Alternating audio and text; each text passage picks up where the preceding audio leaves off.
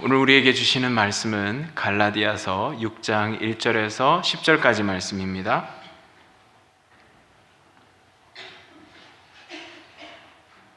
우리 한 절씩 교독하도록 하겠습니다.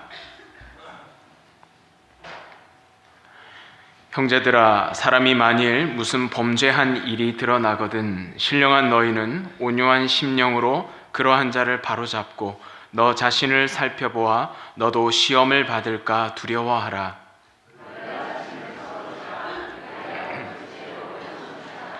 만일 누가 아무것도 되지 못하고 된 줄로 생각하면 스스로 속임이라.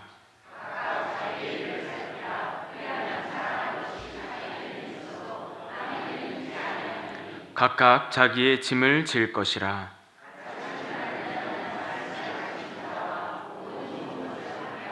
스스로 속이지 말라. 하나님은 업신여김을 받지 아니하시나니 사람이 무엇으로 심든지 그대로 거두리라.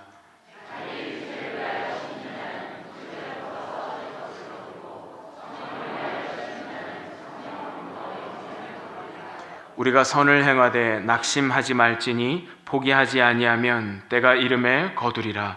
그러므로 우리는 기회 있는 대로 모든 이에게 착한 일을 하되 더욱 믿음의 가정들에게 할지니라. 아멘. 이 시간에 이영기 목사님께서 서로 돌보자란 제목으로 하나님의 말씀 증거해 주시겠습니다.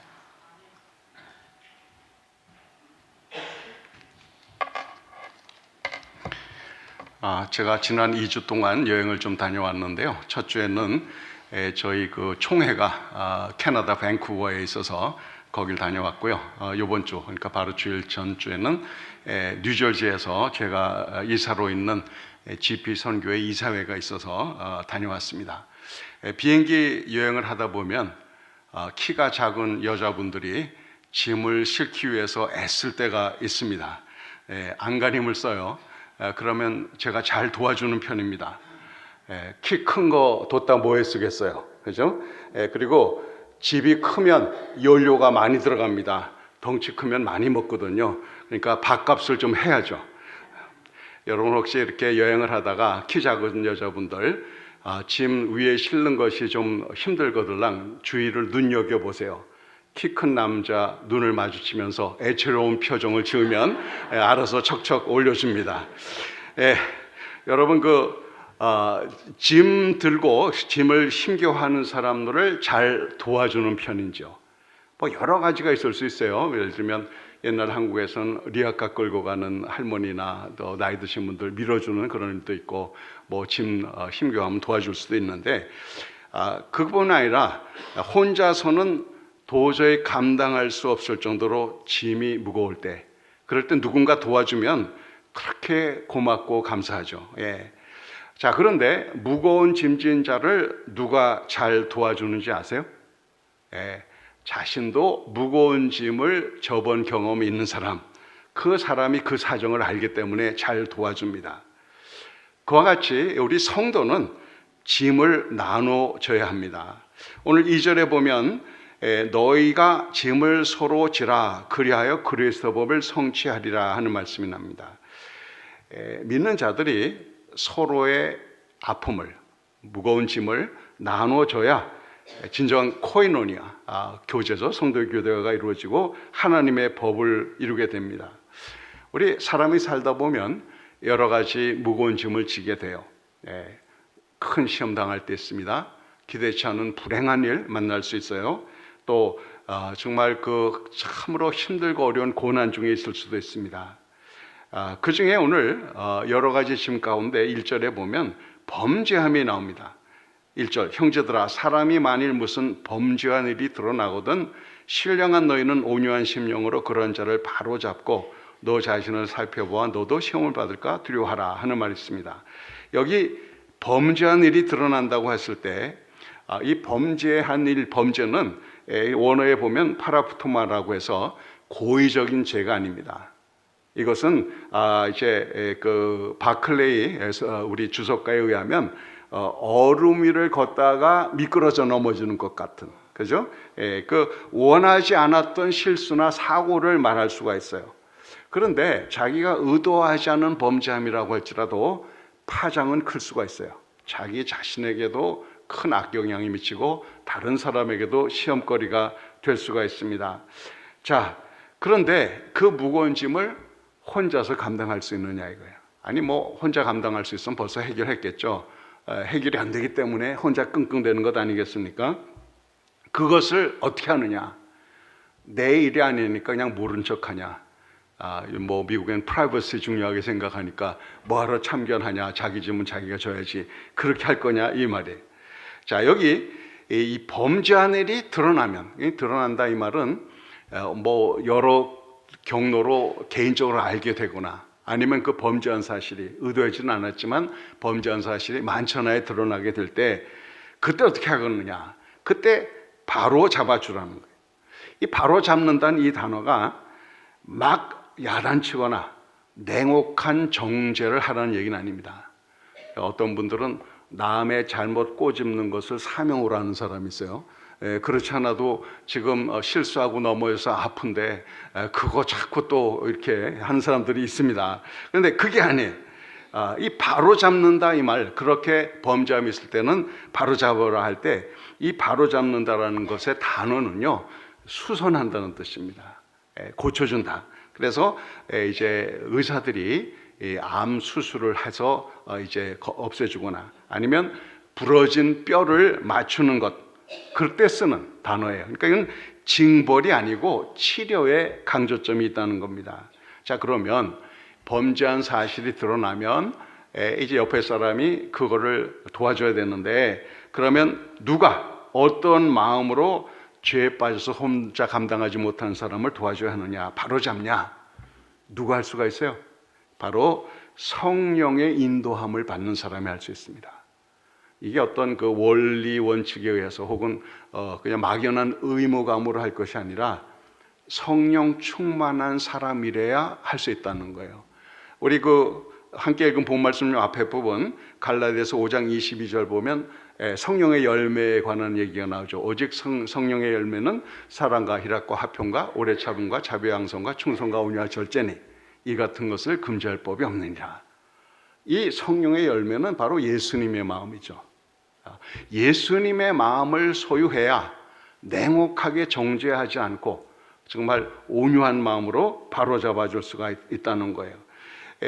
여기 또 5장 25절 보면 만일 우리가 성령으로 살면 또한 성령으로 행할지니 헛된 영광을 구하여 서로 노엽게 하거나 서로 투기하지 말지니라. 까딱 잘못 참견했다가는 이게 그냥 더 문제가 복잡해질 수도 있어요. 그건 사실입니다. 그러나 모른 척할 수는 없다는 거예요. 그래서 그 사람의 잘못을 정죄가 아니라 바로잡기 위해서, 고쳐주기 위해서, 고치는 게 치료를 위한 거죠. 그렇게 나설려면 본인이 성령 충만해야 한다는 거예요. 그래야 불쌍히 여기는 마음, 온유한 마음으로 할 수가 있다는 거예요. 이 자신의 연약함을 경험해 본 사람, 자기가 자기의 짐을 지고 막 어려해 본 사람, 이런 사람은 죄와의 씨름이 얼마나 힘든가를 잘 압니다.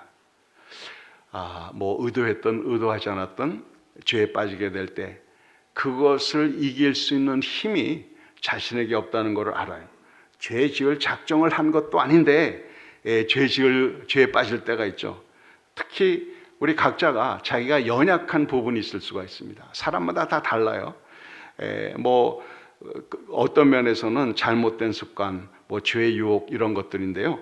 물론 어느 정도 극복할 수도 있습니다. 우리 그 3절 4절 보니까 만일 누가 아무것도 되지 못하고 된 줄로 생각하면 스스로 속임이라. 각각 자기 일을 살피라. 그리하면 자랑할 것이 자기에게는 있어도 남에게는 있지 아니하리니. 이제 앞뒤 문맥으로 이렇게 설명을 해보자면, 나는 지금 넘어진 형제가 넘어진 그 분야에 대해서는 별 문제가 없을 수도 있어요. 뭐 그렇게 된 것이 타고난 기질이든지 아니면 뭐 환경으로 잘 자랐든지 아니면 피나는 싸움으로 극복한 것이든지 하여튼 자기한테는 그렇게 문제가 안 될 수도 있어요. 그러나 그것이 과연 자기의 능력이더냐 이거예요. 내 능력이냐, 내 결단과 내 노력의 결과를 어디서 극복했느냐? 아니거든요. 그것도 결국은 하나님의 은혜예요. 나의 나된 것은 다 하나님의 은혜로다. 그러니까 그래도 내가 이렇게 이 문제를 길고 긴 싸움에도 참 승리하게 돼서 너무 감사하고 고맙다 하고 하나님 앞에는 감사해야죠. 그러나 자랑할 일은 아니라는 거예요. 내 실력인 것처럼. 그렇죠? 그런 겸손한 마음, 그런 온유한 마음이 있어야 아픔 당하고 어려움 가운데 있는 사람을 정죄함이 아니라 온유한 마음으로 바로잡을 수가 있다는 그런 것이죠.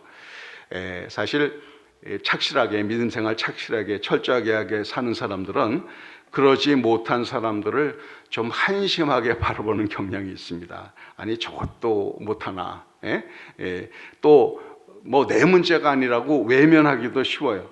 그러나 하나님의 법은 뭐예요? 서로 짐을 지라는 거예요. 서로 도와주라는 거예요. 그리고 그렇게 무거운 짐진 자를 돕고 바로 잡아주려면 동료애가 필요합니다. 동료애. 내가 위에 있어서 뜯어 고치려는 것이 아니라 저게 얼마나 힘들까. 비록 나와는 다른 분야라고 해도 나도 약하고 연약한 부분이 있는데 그때 넘어지고 그때 그 무거운 짐 얼마나 힘든가 라는 그 안타까운 마음으로, 그러한 마음으로 이제 다가서야 한다, 그런 얘기입니다. 항상 사람이 그래요. 자기는 이제 뭐 더 이상 문제 없다, 그럴 수 있는 사람 없습니다. 선줄로 알면 어때요? 넘어질까 조심하라. 우리 목회자들도 자기는 다 그런 거 넘어선 것처럼 그렇게 하다가 꽈당 그냥 더 아프게 넘어질 경우가 있거든요. 그래서 항상 조심을 해야 됩니다. 두렵고 떨리는 마음으로. 자, 그러면서 이제 5절에 말하기를 각각 자기의 짐을 질 것이라 말하고 있습니다. 간혹 성경 읽다 보면 앞뒤가 서로 다른 이야기를 하는 것 같아요. 그렇죠? 아까 거기 2절에는 서로 짐을 지라 이래놓고 여기 와서는 각각 자기 짐을 져라. 이게 또 뭘까란 말이에요. 이 얘기는 뭔가 하면 이 각각 자기 짐을 진다는 것은 뭔가 하면 이게 이제 원어로 보면 군인이 완전 무장하는 그 과정을 말하고 있습니다. 군인이 전투에 임하기 위해서는 완전 무장하잖아요. 많은 짐을 지게 됩니다. 그런데 일단 군인은 자기 짐을 잘 져야 돼요. 그죠? 자기 짐도 지지 못하는 군인이 남의 짐을 대신 져줄 수가 있습니까? 안 되거든요. 그러니까 군인은 자기 짐을 일단 잘 져야 되고요. 그러나 그렇다고 해서 혼자만 잘 져서 되는 게 아니에요. 군대라는 건 단체 생활 아니에요. 그러니까 우리 부대에 누군가가 이렇게 뒤처지면 다 같이 문제가 생기는 겁니다. 그래서 함께 가기 위해서 좀 자기 짐을 잘 진 사람이, 좀 더 여력 있는 사람이 더 약한 사람을 도와줄 수 있어야 된다는 거예요. 그죠? 그래야 전체가 유익해지는 겁니다. 예수님께서 여러분 각자를 위해서 십자가에 돌아가신 것을 믿습니까? 아멘. 근데 나만을 위해서 돌아가셨어요? 아니잖아. 예수님은 모든 사람을 위해서, 온 세계를 위해서, 온 세상을 위해서, 물론 더 믿는 자들을 위해서 돌아가신 거예요. 그래서 이 인류의 구원을 위해서 예수님께서는 우리의 모든 죄짐을 대신 짊어지셨습니다. 그래서 예수 믿는 사람들이 남의 짐을, 서로의 짐을 담당하려면 어떻게 되느냐? 온유한 심령으로, 주님의 마음으로, 성령 충만, 성령의 열매, 그 주님의 마음으로 해야 된다는 거예요. 자, 그러면 이렇게 성령 충만해서 정죄함이나 냉혹함이 아니라 진정 우애함을 가지고, 형제애를 가지고 서로의 짐을 져서 하나님의 법을 이루려면 무엇이 필요하냐? 우리 심령이 바뀌어야 되겠죠? 그러려면 우리 생각과 마음에 이 진리의 말씀으로 가득 채워져야 한다는 거예요.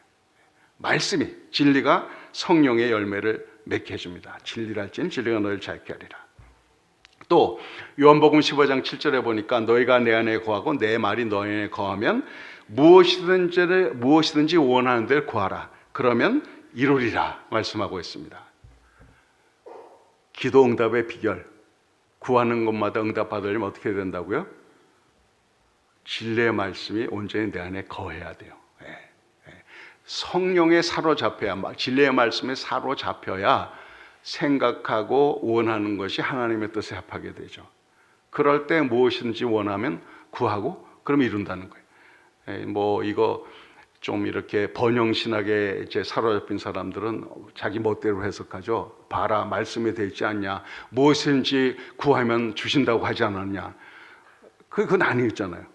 이게 내 생각과 마음이 진리의 말씀에 사로잡혀야, 말하자면 내 마음이 주님의 마음과 통해야 그 다음에 원하는 것이 주님의 뜻에 이루어지고 내가 구하고 받게 이렇게 되는 겁니다. 그렇게 하려면 이제 말씀을 잘 배워야 되는데, 오늘 6절 말씀에 보면 가르침을 받는 자는 말씀을 가르치는 자와 모든 좋은 것을 함께 하라 말씀이 나옵니다. 이걸 제대로 이해하려면 그 당시 문화, 배경을 이해해야 되는데요. 이제 초대교회 때 뭐 예배 처소마다 교회마다 담당 목사님이 있었던 건 아니거든요. 그러니까 사도나 아니면 순회 성경 교사가 다니면서 말씀을 가르칩니다. 그때 뭐 이렇게 인쇄된 성경이 있는 것도 아니에요. 대부분들은 이제 기억해 놓은 것을 가지고, 물론 뭐 회당이나 이런 데에는 그 두루마리 구약 성경이 있을 때긴 합니다만 그거 갖고 다닐 수 없거든요. 그러니까 이제 순회 전도자들이 말씀 가르치시는 분들이 말씀을 가르치는데, 그렇게 여행을 하려면 경비가 필요해요? 필요하지 않아요? 필요하죠. 여행비도 필요하고 숙박비도 필요합니다.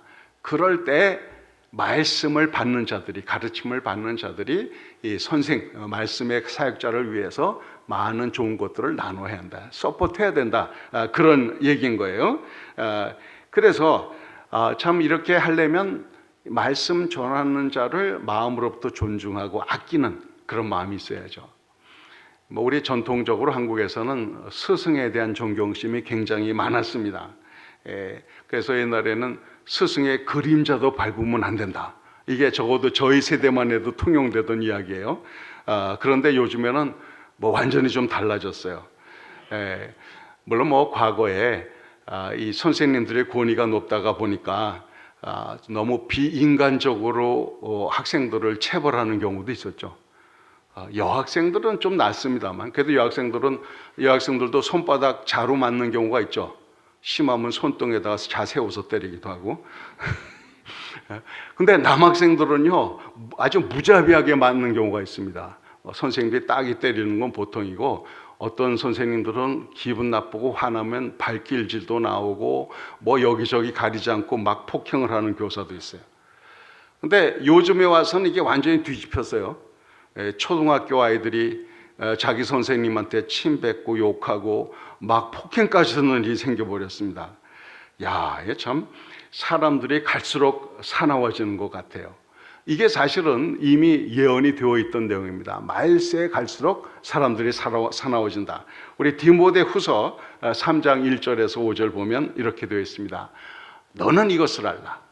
말세에 고통하는 때가 이르러 사람들이 자기를 사랑하며 돈을 사랑하며 자랑하며 교만하여 하며 비방하며 부모를 거역하며 감사하지 않으며 거룩하지 아니하며 무정하며 원통함을 풀지 아니하며 모함하며 절제하지 못하며 사나우며 선한 것을 좋아하지 아니하며 넘겨주세요. 못 넘어가나요? 배신하며 조급하며 자만하며 쾌락을 사랑하기를 하나님 사랑하는 것보다 더하며 경건의 모양은 있으나 경건의 능력은 부인하니 이 같은 자들에게서 내가 돌아서라. 여러분 실감하십니까? 갈수록 사람들이 사나워진다. 이거 뭐 참 너무 이기적으로 되고 정말 흉흉한 그런 소식들도 많이 들립니다. 왜 이렇게 사람들이 점점 이기적이고 자기중심적이 되냐? 저는 그렇게 생각해요. 미국에 특히 이 하나님의 말씀 진리를 무시하니까 영적으로 타락하면 도덕적인 타락이 오게 되어 있습니다. 뭐 존 F 케네디 대통령 시대에 우리 공립학교에서 기도와 성경 공부 이런 거를 금지해 버렸습니다. 더 이상 신앙 교육이 불가능해진 상황에서 사람들이 점점 사나워지고 점점 이렇게 이기적이 되지 않나, 그런 생각을 해봐요. 저는 그게 단적인 예가 우리 트럼프 대통령이라고 생각하는데요. 여러분 가운데 트럼프 대통령을 좋아하시는 분도 있는지 모르겠는데요. 그가 공화당 대통령 후보일 때 정말 시민으로서의 품위가 없지 않습니까? 개인적인 도덕 생활도 그렇고 뭐 막말하는 거 말도 못해요. 그래서 심지어는 초등학교 4학년짜리 남자애가 점잖게 나무랐잖아요. 말 좀 조심해서 하라고. 하여튼 그런데 대통령 된 이후에도 여전합니다.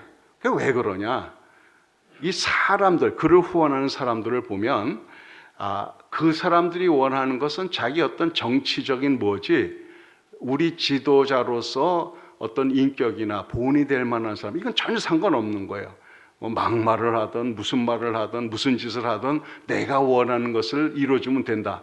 이런 기대들이 모여서 이제 그렇게 된 거죠.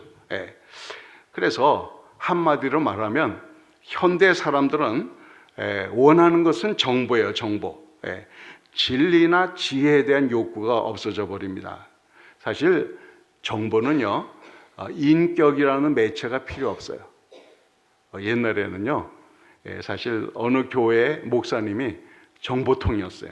제일 공부 많이 하고 제일 많이 알고, 그래서 교인들이 교회 와가지고 새로운 정보도 얻고 이렇게 했는데 요즘엔 손바닥 안에 다 있잖아요. 정보 얻으려면 뭐 그냥 뒤져보면 다 나옵니다. 별의별 게. 그러다 보니까 이 지혜를 배우지 못하고 정보만 얻는 그런 상황이 돼버린 거예요.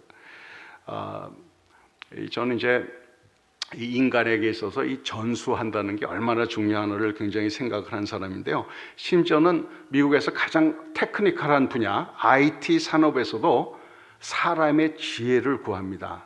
들여다보면 그게 나와요. 무슨 얘기인가? 여러분 그 마이크로소프트 회사 아시죠? 뭐 전 세계적으로 큰 이제 IT 회사인데요. 그 마이크로소프트에서 일하는 사람 중에 철학자가 있습니다. 철학자. 여러분 혹시 모르셨죠? 철학자가 있어요. 그러면 대학교의 종신 교수 이상의 월급을 주면서 마이크로소프트가 관여한 여러 분야, 그런 테크니컬한 것들이, 이 테크놀로지가 사람들에게 어떤 영향을 미치느냐, 이런 거를 깊이 생각하라는 거예요, 철학자가. 그래서 월급 많이 줘가면서 그 일을 맡긴 겁니다. 그러니까 사람이 어떤 기술, 정보만 갖고는 살 수 없다는 것을 잘 보여주고 있는 거예요. 요즘 이제 큰 교회들이 많이 생기다 보니까 큰 교회 중에는 멀티 캠퍼스라고 그러죠. 교회당을 여러 군데 놓고, 그러죠. 한쪽에서 설교하면 이제 생중계로 저쪽에 스크린에 보여주고 이런 게 있단 말이에요. 그러다 보니까 이제 어떤 성향이 생기는가 하면 이 현장감이 좀 떨어집니다. 그 뭔 얘기냐? 뭐 우리 여기 예배는 충분히 공간이 이제 작아서 맨 뒤에 계신 분도 제 표정을 읽을 수가 있어요. 보면 돼요. 그런데 교회당이 크면은 표정이 안 보이거든요. 그러니까 항상 스크린에 설교하시는 분의 얼굴이 크게 나옵니다. 그러면 스크린 보고 예배 드리는 게, 말씀 듣는 게 익숙해지다 보면 그 다음엔 그게 라이브냐 아니냐가 별로 중요하지 않아요. 그러죠? 그래가지고 그냥 나중에는 뭐 3부, 4부가 되면 이미 녹화해뒀던 걸 그냥 틀어주는 거예요. 자, 그렇게 해서 가서 그냥 예배 참석해서 설교만 듣고 온다. 이렇게 되면 그 자리에 있어야 할 이유가 별로 없어져 버립니다. 그러니까 이제 요즘엔 집에 앉아서 인터넷으로 이렇게 이제 예배를 드리고 헌금도 그냥 크레딧 카드로 보내버리고 이런 일이 생겨버리는 거예요. 그래서 우리 만약 신앙생활이 그냥 말씀 듣는 거로 끝난다고 하면 그렇게 되는 거예요. 그러나 신앙생활은 그 예수 그리스도의 지체된 저희들이 함께 모여서 서로의 짐을 담당해주는 그러한 그 공동체가 이루어져야 진정한 교회가 되는 것 아닙니까? 그리고 이 진리라는 것은 인격을 통해서 전달되게 돼 있어요. 그래서 우리 설교학자 가운데는 설교를 정의하기를 설교란 인격을 통한, 한 인격을 통한 하나님의 말씀이다, 이렇게 얘기를 했거든요. 그래서 요즘들 보면 이 TV, 요즘 TV도 아니죠. 인터넷에 얼마나 좋은 설교들이 많이 돌아다닙니까? 그냥 그냥 난다긴다는 설교 잘하시는 목사님들 설교가 막 돌아다녀. 그러니까 그거 심취하시는 분들이 있어요. 근데 그러면서 착각을 합니다. 내가 그 양반 설교하는 걸 알아들었으니까 자기가 다 이해했고 내 거라고 생각을 해. 천만의 말씀. 알아듣는 것하고 손발을 통해서 실천되는 것하고는 또 다른 이야기입니다. 그래서 진리는 생명으로 전달될 때는 반드시 인격을 통해서 전달되게 돼 있어요. 또 하나 예를 들자면 우리 구약 성경은 어떤 언어로 되어 있는지 아시죠? 모르세요? 구약 성경은 히브리어로 되어 있거든요. 그런데요, 본래 이제 히브리어 성경이 쓰여질 때는 일단 이걸 히브리어는요 본래 모음이 없습니다. 본래 모음이 없어요. 자음만 있어요. 그럼 어떻게 발음하죠? 더군다나 이제 기본적으로 한 단어가 이제 세 자음으로 되어 있는데 꼭 그런 건 아니에요. 뭐 정관사나 이런 건 한자일 수도 있는데 옛날 성경이 써질 때는요 이 자음만 쓰는데 띄어쓰기도 없어. 내리내리 자음만 쓰는 겁니다. 그럼 어디서부터 어떻게 끊어서 읽어야 이게 어떤 뜻인지 알 거 아니에요. 읽을 수도 없어. 물론 요즘에 와서는 히브리어도 이제 발음 표기가 이제 모음의 표기가 나옵니다만 본래 성경이 쓰여졌을 때는 그런 게 없었어요. 그냥 자음만 내리내리 썼습니다. 그럼 이거 도대체가 그 히브리어를 알아도 읽을 재간이 없어요. 그럼 어떻게 하느냐? 이미 그 말씀을 통달한 스승님이 읽고 띄어서 읽고 해석을 하고 이게 전수된단 말이에요. 그러면 단순히 그거를 이해하는 능력만 하는 것이 아니라 영성이 전수가 되는 게 한마디로. 이게 굉장히 중요합니다. 우리 진리는 인격 대 인격을 통해서 전수가 되는 거예요. 하나님 말씀도 하나님은 살아계신 퍼슨이기 때문에 그분과 대화가 되고 그 말씀이 우리에게 전달되는 거거든요. 이 말씀이 그렇게 안에 살아 움직여야 내 인격이 말씀화되는 겁니다. 성육화되는 거예요. 그럴 때 비로소 우리는 피차를 향하여서 주님의 마음을 가지고 온유한 마음으로 잘못된 것을 바로 잡아줄 수 있는 서로의 짐을 지는 그런 사람이 될 수가 있는 거예요. 그래서 우리 말씀을 받는 사람들은 말씀 전하는 사람에 대해서 어떻게 해야 돼요? 존중함과 사랑으로 해야 된다는 거예요. 그래서 우리 7절 8절 보면 스스로 속이지 말라. 하나님은 업신여김을 받지 아니하시느니 사람이 무엇으로 심든지 그대로 거두리라. 자기의 육체를 위하여 심는 자는 육체로부터 썩어질 것을 거두고 성령을 위하여 심는 자는 성령으로부터 영생을 거두리라. 그래서 하나님은 이제 존중과 경배의 대상 아닙니까? 그러면 그 하나님의 권위에 순종하고 하나님을 사랑하는데 그 표가 뭔가 하면 하나님이 세우신 권위에 순종하고 사랑하는 거라는 거예요. 물론 우리 지도자들도 완전하지 않으니까 이제 그 여러 가지 실수함이 있을 수도 있어요. 그래서 이제 좀 분별력은 가져야 되지만 그러나 특별한 오류가 없다면 성경 말씀에 반대되는 그런 언행이 없다면 적극적으로 신뢰하고 이렇게 순종하고 지원해 주는 것이 마땅하다. 그런 이야기입니다. 그렇게 겸손함으로 배운 사람이 이제 말씀이 체절화되면 똑같은 마음으로 다른 형제자매를 도울 수가 있게 되는 거죠.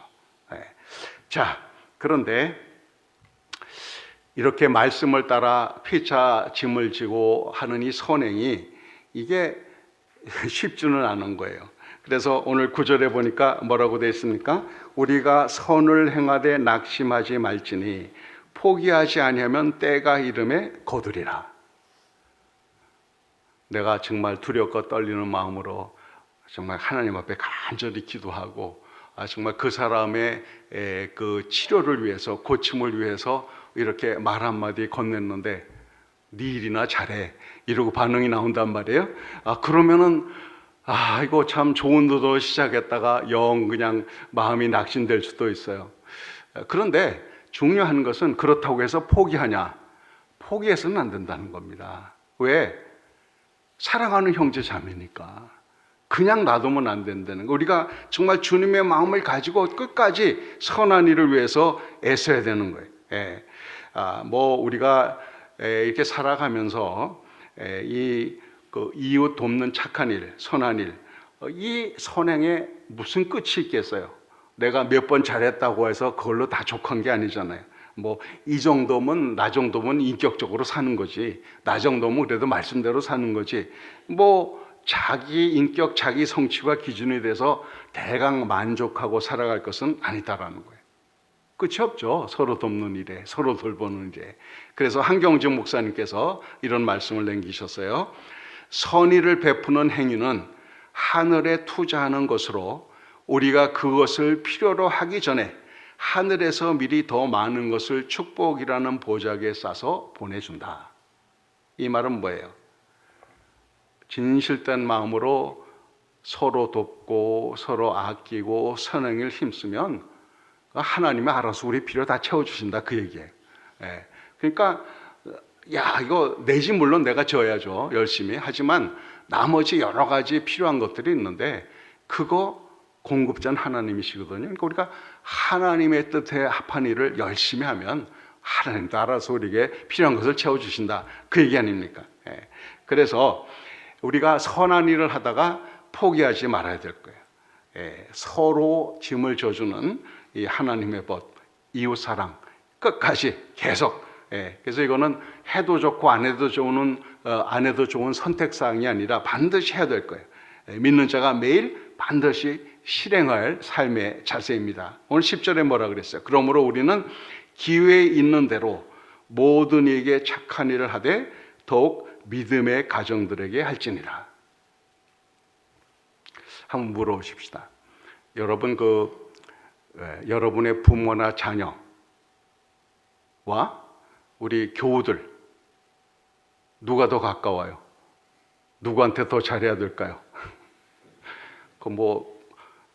당연한 얘기를 믿나? 핏줄이 땡기지 뭔 소리냐? 그럴 수 있어요. 물론 우리 핏줄 중요하죠. 자기 가정 잘 보는 거 중요합니다. 그런데 우리 한국 사람들이 유난히 이 혈연에 굉장히 목을 매는 경향이 있어요. 내 자식. 근데 그게 왜 그러냐? 유교적인 정통이거든요. 왜냐하면 핏줄이 조상을 잘 섬겨야 잘 되니까. 그게 알게 모르게 기독교인이면서도 그런 개념이 있어요.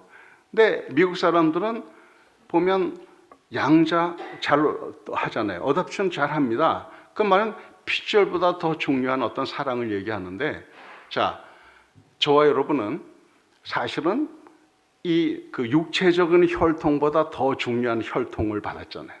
예수 그리스도가 십자가에 피 흘려 돌아가심으로 인하여서 한 피바다 한 몸 이룬 형제 자매가 됐어요, 우리는. 사실 미국 생활 하다 보면요, 자기 핏줄을 나눈 형제 자매 다른 곳에 살면 1년에 몇 차례 봐요. 명절 때 한두 번 봅니다. 그냥 교우들은 어때요? 적어도 주일날 한 번은 보죠. 순 잘 모이면 2번 보게 되죠. 거기다 무슨 성경 공부하면 3번 보죠. 새벽 기도 나오면 매일 봐요. 이거 진짜 형제 자매예요, 여기가. 저는 천국에 가면 우리 기억은 아마 그대로 있을 거라고 생각해요. 저 사람이 내 남편이었다, 내 아내였다, 내 자식이었다, 부모였다. 그 기억은 있을 거예요. 그러나 더 땡기진 않을 거라고 봐요. 아니, 천국에 가서도 핏줄 때문에 누구가 더 땡기고 차별이 있으면 되겠어요? 곤란해진다고, 이게. 그러니까 사실은 진정한 혈연이라는 것은 우리는 예수 그리스도로 인하여 한 피보다 한 몸 이룬 진정한 형제 자매거든요. 이건 영원히 서로 책임져야 할 관계입니다. 간혹 농담 삼아 얘기하지만 이게 이 땅에서 뭔가 거꾸로 온 사람들, 전 그 사람들은 천국 가면 반드시 앞뒷집 살게 될 거라고 봅니다. 해결해야 될 거 아니에요, 그거를. 그래서 저와 여러분이 정말 서로의 짐을 지는데 혈연에 연연할 것이 아니라 예수 그리스도로 인한 새로운 혈연, 거기에 따라서 피차 돌보는, 피차 서로의 짐을 져주는 이것을 적극적으로 실행해야 되겠다. 저는 그렇게 생각합니다. 아니, 자기 자식, 자기 부모가 아프고 힘든데 몰라라는 사람은 없잖아요. 근데 그 이상으로 우리가 서로 믿음의 형제자매에게 해야 한다는 거예요. 그래서 제가 그 몇 년 전에 그런 맥락으로 시를 하나 진기했는데요. 제목은 혈연, 혈연. 한번 읽어드리겠습니다. 몸에 흐르는 피 속에 역사가 살아있다. 기나긴 세월을 겪어낸 나락 같은 절망도, 태산에 오른 숨찬 희락도 고스란히 내 맥박이 되었다. 부모의 목소리, 불안한 눈빛, 아픈 매를 든 손은 아담과 이브로부터 가인과 후예들, 그리고 내 안에 흐르는 혈맥. 그들의 옛 이야기들은 거역할 수 없는 핏줄이 되어 나의 삶을 애증으로 그물같이 엮고 놓았다. 질투보다 끈질긴 혈흔은 채찍에 맞아 갈갈이 찢기고 깊숙이 못에 찔려 피 흘리며 사라진다. 새로운 혈연이 맺어지고 새 삶이 서막을 올린다. 그렇죠? 저와 여러분은 새로운 혈연이 생긴 정말 사랑해야 할 아름다운 형제 자매들입니다. 한번 옆에 이렇게 돌아보세요. 야, 이 양반하고 내가 영원 무궁토록 살 건데.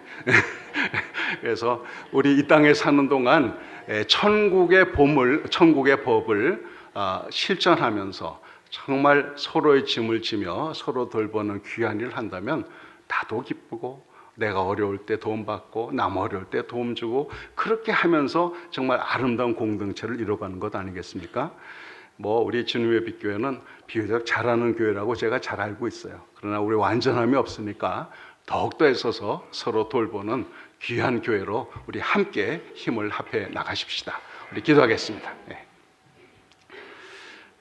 우리 기도할 때 주신 말씀 생각하면서 내가 혹시 이웃의 아픔에 너무 무심하게 살지는 않았던가, 또 성령님께서 내 마음에 자꾸 이렇게 그 마음을 주는데 저 사람은 좀 돌보고 대화도 하고 어려움을 어떻게 도와줘라, 성령님은 말씀하시는데 내 바쁘다는 핑계로 이런저런 이유로 자꾸 밀어놓지는 않았는가 한번 스스로에게 물어보고요. 더욱더 믿음 안의 형제 자매에게, 믿는 가정에 더욱더 잘하기로, 서로 돌보고 서로 짐을 지기로 작정하는 오랜 시간 될 수 있기를 바랍니다. 각각 결단하며 기도하겠습니다.